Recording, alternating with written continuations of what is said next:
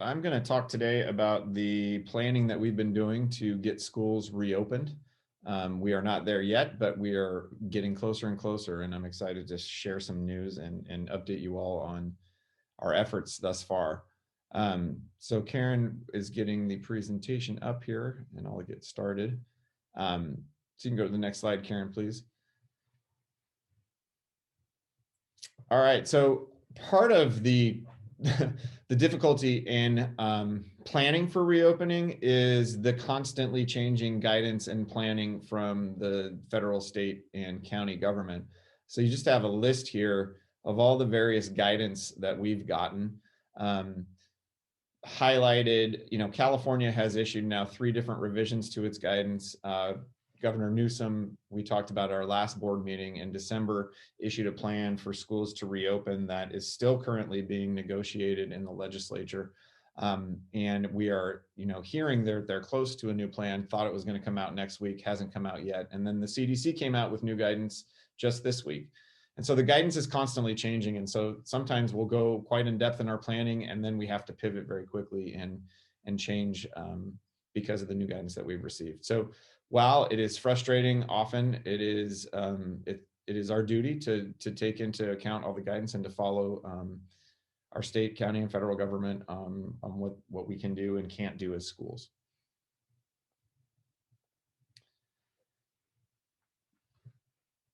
So a couple things about our reopening preparedness. The overarching theme is safety. We want to keep our students and our staff safe.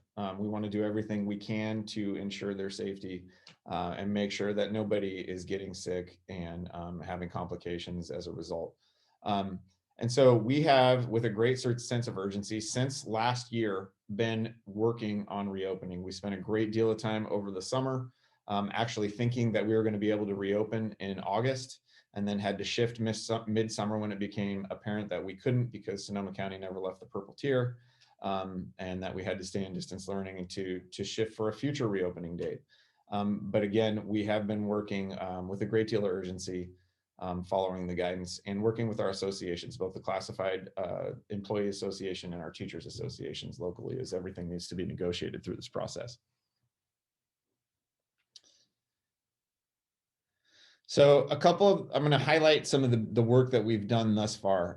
At the beginning of the year, if you attend our board meetings regularly, you'll recall a discussion. The board definitely recalls that we wanted to keep class sizes low for when we could reopen, especially in the lower grades. We wanted to do as many grades as possible, but we really emphasized the elementary grades. And then we hatched a plan to hire additional teaching staff so we could have extremely low class size numbers. The initial hope was to be able to do it K3. We had considered for K5, but it became very expensive and prohibitive as a result. We weren't able to initially launch a plan for 4th and 5th grade, but we did decide as a board to do that for K3. We were only able to hire 2 additional teaching staff to cover, it'd be 3 additional staff, K2. We couldn't find that 4th extra teacher at the time in August. There weren't any qualified applicants, so we weren't able to add an extra teacher in 3rd grade and keep those class numbers down. We also have hired additional social work interns to address mental health concerns in our students, knowing that we had no idea how long this pandemic was going to last, but we knew that it was trying on everybody coming out of the summer, and wanted to make sure we had increased staff to be able to work on those things.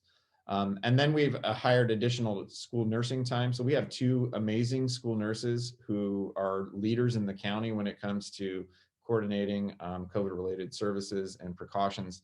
And we increased an extra day of school nurse time to make sure we had the oversight that we needed in the consultation hours to make sure that our plans were being performed well. And then we have classified staff. So obviously we have transportation staff who aren't driving school buses right now. And other staff, for instance, campus supervisors who aren't supervising children because they're not in school. And so we've reassigned them to perform other duties such as cleaning and disinfecting behind the teachers who are using their classrooms and things like that. Go to the next slide, Karen. Personal protective equipment. Over the course of the last year, and we had these early on actually this fall, we've purchased over 30,000 surgical masks. Some were given to us by the state, some purchased. 37,000 pairs of gloves, face guards. Teachers will have the option of not only they will wear their mask, but they'll have the option of having a face guard also, that plexi shield that you can wear.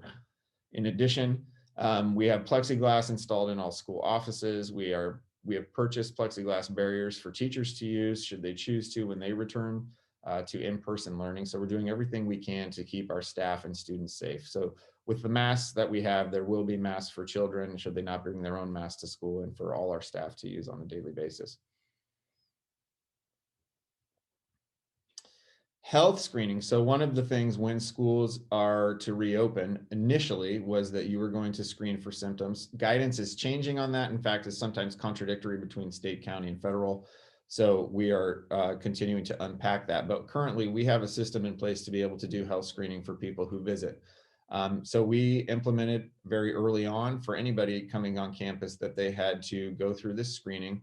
We purchase walk-up temperature scanners, multiple scanners for each site, so that when we are able to open in person, we can have multiple points of entry with multiple scanners so that it goes much quicker, tells you if you have a fever or not. And then of course we do a questionnaire based on how you're feeling, like you would if you went to visit the doctor right now. We are working we have surveillance testing set up through the Valencia laboratory system. We had surveillance testing set up for staff previously through, gosh, the name escapes me now. It's Curative. Curative, very quickly, we actually implemented it for a week, and then Curative was outed by the FDA as being potentially inaccurate. And so we dropped them quickly and went to the Valencia laboratory system. We have yet to begin. We're just now getting our kits, and we're going to start unrolling that with our staff. We have 14 people in the district that have gone through training as contact or line tracers.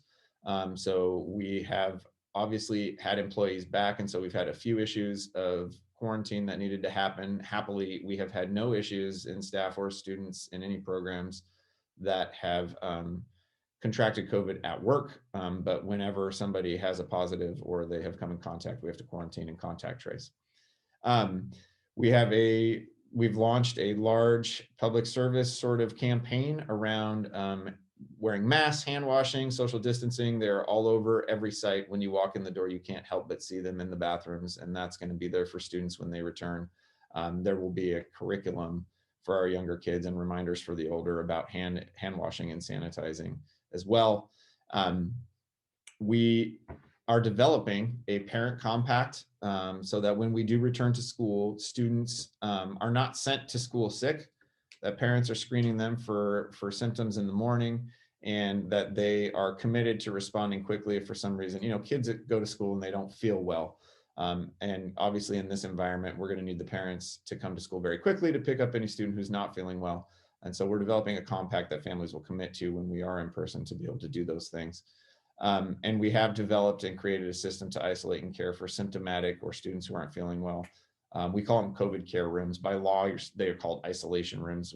We chose a different moniker just because we do want to show that we care, and we've got staff lined up to be able to be trained and work with monitoring students who are in those care rooms waiting for parents to pick up. Social distancing and cohorting. So the guidance is 6 feet apart in classrooms. We have diagrammed our classrooms and seen how many students can fit with this guidance. There is, in few instances, it's allowable to have 4 feet of distancing as an exception, not as the rule. And so we are working on that. Student to teacher distancing always has to be 6 feet or more. We are removing large pieces of furniture from classrooms to maximize occupancy. We're looking at outdoor potential, for holding class outdoors when it's doable. We are developing plans for cohorted recess time and breaks. So students will spend their break time in a group, a stable group on a specific part of campus so that groups are not mixing. We are coming up with and have maps already diagrammed for the use of hallways and bathrooms, ingress and egress from school. There will be staggered drop-off times. It is all very involved, and there's a high amount of specificity that's demanded from the state that we are on top of in terms of our planning. And when we have our plan completed, we'll submit to the state to the county for their approval. Stable single cohorts of students in grades TK5. So students will not mix in those grades. They will be in their classes, just one class each. At TK2, obviously the students only have one teacher besides enrichment. So enrichment would happen virtually. And the students would be with their regular teacher. We're hoping in TK2 to be able to do a schedule that's 5 days a week with a slightly modified schedule, a little bit shorter than normal school times. And then in 3-5, we of course have the specialist model where they have a teacher that's a humanities teacher and a STEM teacher. Students again will not be mixing. They will stay in their classrooms. Teachers will actually rotate classrooms to meet with students if needed. Right now, the model we are looking at is having students with one teacher per day, and then they'd rotate to their other teacher the other day.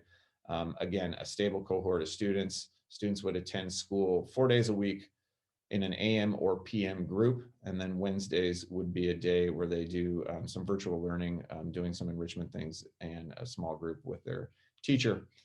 And finally, hybrid schedules in grades 3-12 to allow for social distancing.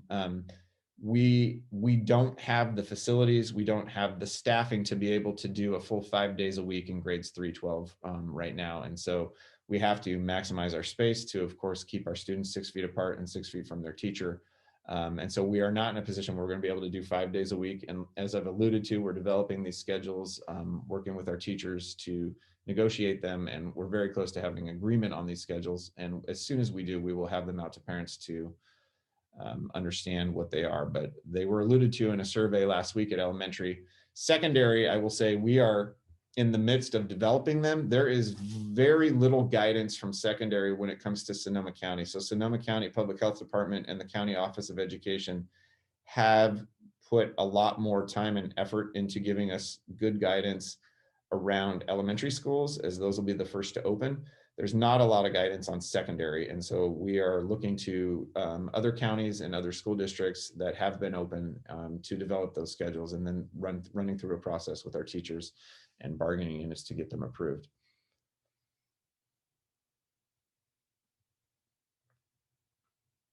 Ventilation systems. So we have purchased air scrubbers or rapid filtration machines in every classroom. So we have an air scrubber already installed in every classroom in the district. That happened as of January. We have ordered MERV 13 filters. If you know about air filters, MERV 13 is kind of the highest you can go. It's hospital grade. We typically have MERV 11, which is high quality. It's much higher quality than most homes would have. But we've ordered MERV 13 as there is guidance that that is optimal. And so when we get those, we will have those installed in the HVAC systems that they will work in. We have implemented a system for tracking the use of district facilities. So anytime somebody enters a room, they're supposed to sign in that they were there. That enables us to know when we need to disinfect, and for contact tracing purposes, should there be an issue, we can easily trace using the paper trail that was created. High touch areas are cleaned daily. As I said, we've repurposed some jobs to put people into cleaning. And so there are people who float through the district cleaning doorknobs and light switches, et cetera, and we'll continue to do so. So as you can see, we're taking every precaution to keep everybody safe. Continue on, Karen, please. And again, a big part of our job in reopening has been following this constant evolution of guidance, and it's massively confusing, to be completely and totally honest. I want to say there has been no legal mechanism for schools to reopen since just after Thanksgiving last year, due to the guidance and the rules that had come out in California and Sonoma County until this very last week. So we had to go below the 25 to 100,000 purple tier to be able to even submit a waiver. And there are districts that have submitted waivers in the county. We were actually listed this morning in the Press Democrat as a district that had submitted a waiver to reopen. We actually submitted a waiver just for feedback. We did not intend to reopen yet. And so that was in error, although it does show that we are planning and pursuing that eventual end. We also, to be able to reopen, have to have a COVID safety plan that's approved by a county public health office if we're in the purple tier. And in that plan, there is a site-specific plan for each campus that must be included. The state has deferred these site-specific plans to local counties. And I can tell you as a superintendent, we have been lobbying Sonoma County for a template and guidance for sites since October 2020. And it wasn't until last Thursday, February 11th, that Sonoma County came out with this site template and rubric for reopening just last week. So we just got their guidance from Sonoma County, and I met with administrators that day and told them this is what we're doing for the next few weeks. We need to work hard to get these things done. There were some surprises in it, and so there's some new information that we're working on. But as I said, we've done a lot of planning, so a lot could be populated in this plan, but there are other things that we still have to do. And again, we need to involve our employees in making these decisions. And so it does take some time to be able to create these plans.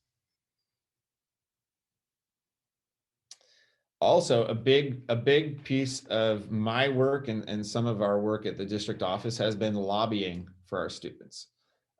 I have met with numerous government officials. I listed them out there.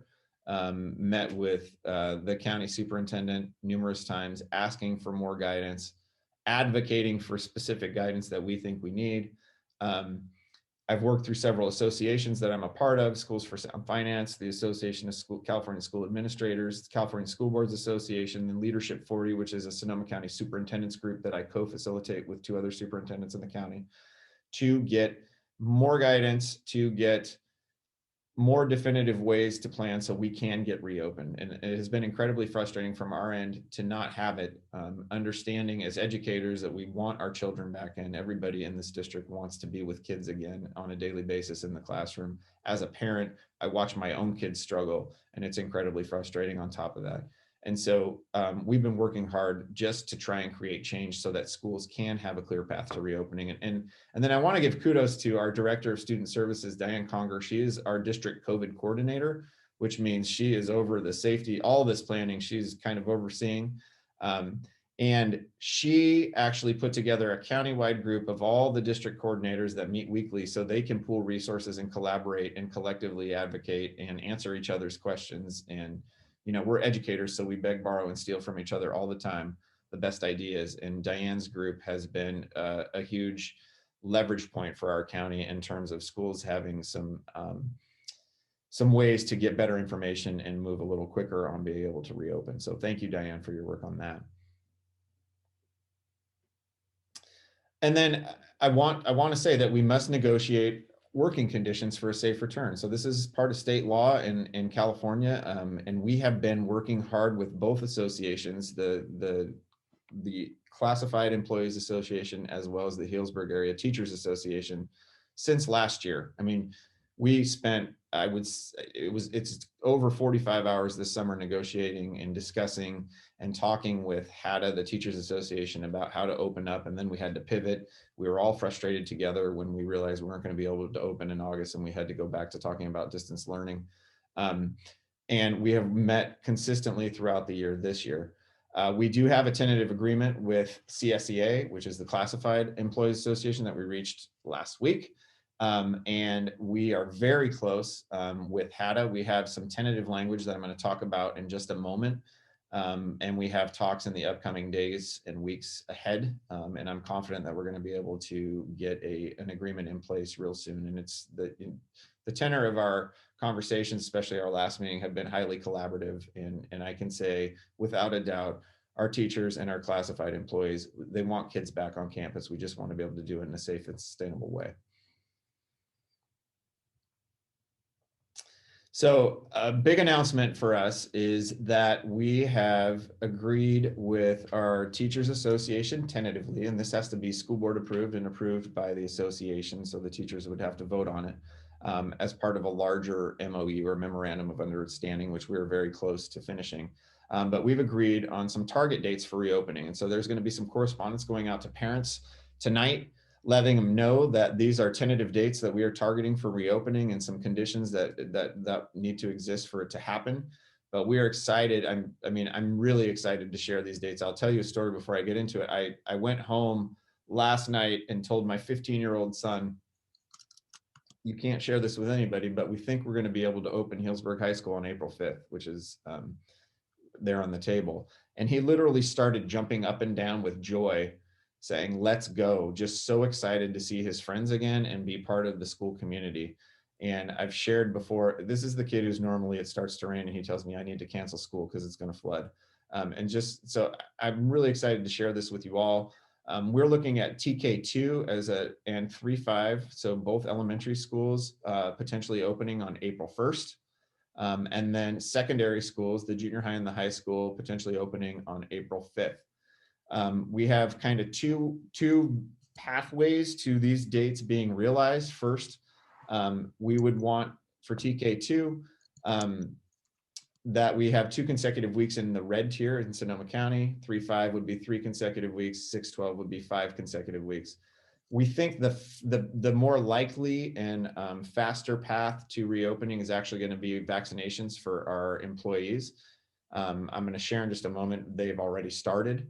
And so with the purple tier, you see that 4th row, this is the vaccination path to reopening. So should everybody be vaccinated? This is simply state law. Right now, you can't reopen an elementary school unless you're in the purple. There's now 2 purple tiers. So it's the lighter purple tier after 25 to 100 adjusted case rates. And then red tier for secondary is the requirement. You can't open a secondary school in California unless you're in the red tier. So, and then schools would have to be closed. This is additional California guidance should there be an outbreak in 25% or more of the stable groups. And so it's not a long-term closure, it's a 2-week kind of quarantine period. But so there is some trigger language should we have an outbreak in school. But I'm excited to share that I've talked to a number of administrators in other counties, and so far the people I've spoken with, none of them have experienced any sort of outbreaks in school, which is really good to hear. So if we can go to the next slide. Vaccinations. So exciting news. Our elementary staff is vaccinating right now. People have already gotten the vaccine. So last week we were able to start with our staff who were older than 65. This week we moved on to all elementary staff. They are getting the Moderna vaccine. So there's a 4-week turnaround between first and second shot. And then of course you need almost 2 weeks to build up immunity in your body once the shots are done.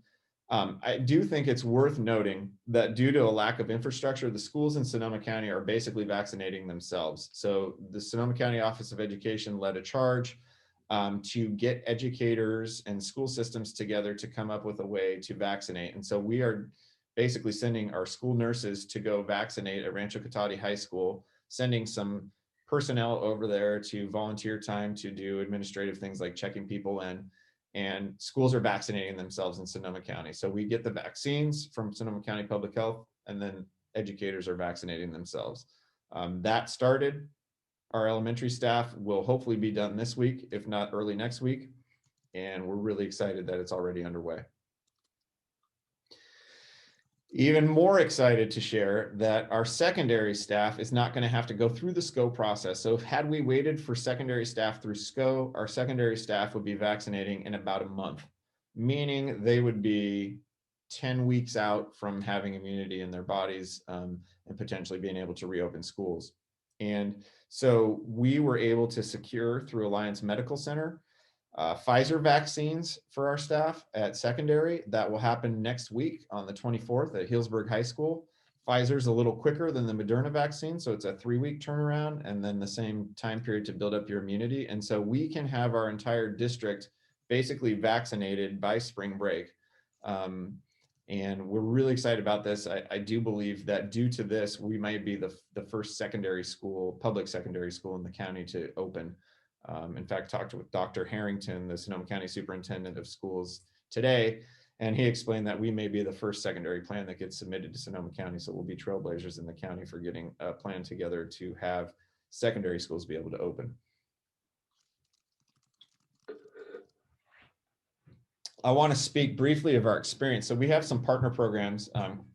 Trustee Lopez alluded to one earlier, Camp HBG 2.0. So that is the camp that we are collaborating with the city of Healdsburg to have some care for our kids, for families that don't have daycare during the pandemic. So their students go for the full day and they're zooming into school during that time. And we have about 80 students that are participating in that, and then some students at the Boys and Girls Club, as well as our preschool program at the North Bay Children's Center. So we have over 100 students in kind of satellite programs that we're partnering on. While we have had instances of quarantine because of exposure, we have not had any instances in any of our programs where there was spread from student to student or student to adult or adult to student. Any exposure has happened outside, and the spread was outside of our programs. And so it proves that the social distancing, the masking, the safety precautions do work in these programs. And that is what I'm hearing consistently from other schools as I talk to them about their experiences being open. So just a little bit of reassurance for everybody out there that it seems like these mitigation things do work. And we are confident that we can mitigate the risk for our educators and for our students and families by taking these precautions. We also have launched a new COVID-19 dashboard on our webpage. And so anybody can go on right now on the HUSD.com page at the top and click on, I think it says COVID-19 information, and you'll take you to our dashboard page, and it'll show you when we've had cases of COVID in the schools, the number of cases we've had and how many of them were community or school-based cases, et cetera, et cetera. So our plan, our path forward, we're near completion of extensive planning and securing of necessary resources. We still have more planning to do, chiefly because we get new guidance and we have, like I said, a new template that we need to work on. We are awaiting Governor Newsom's new plan. We don't know when that will come. Likely it'll come in the middle of the next few weeks as we rush to reopen. And so there will be a time where we have to pivot. We know this. We have to complete our site plans for the COVID-19 safety plan that we just received last week that I talked about. We have to have some stakeholder input in that process. So they will run through school leadership teams, governance councils, ELACs, and then bargaining units. And then we have to submit plans to Sonoma County Department of Public Health for review, depending on what tier we're on. If we get into the red tier, we don't have to submit our elementary plans, we'd submit our secondaries. And like I said earlier, we may be the first secondary plans that are developed in Sonoma County because of Alliance Medical's ability to get our secondary educators vaccinated early. We also have to finish our negotiations and our discussions and reach agreement, and we're very close, like I said. School board eventually will need to return all the criteria or approve the return to school criteria and plans. And then, of course, we need to communicate out with parents and stakeholders. To that end, this is going to be shared. This presentation will be shared with parents this week, later in video format in both Spanish and English. There will be some engagement process at the school sites. As we did in the summer, we will have some town halls once we firm up plans and schedules and communicate those out to parents. And parents, you can look for regular updates from us in writing as well as plans come to fruition. But more than anything, I'm just very excited to say we have some target dates, and I'm very hopeful and confident that we can make those dates, April 1st for elementary and April 5th for our secondary schools for reopening.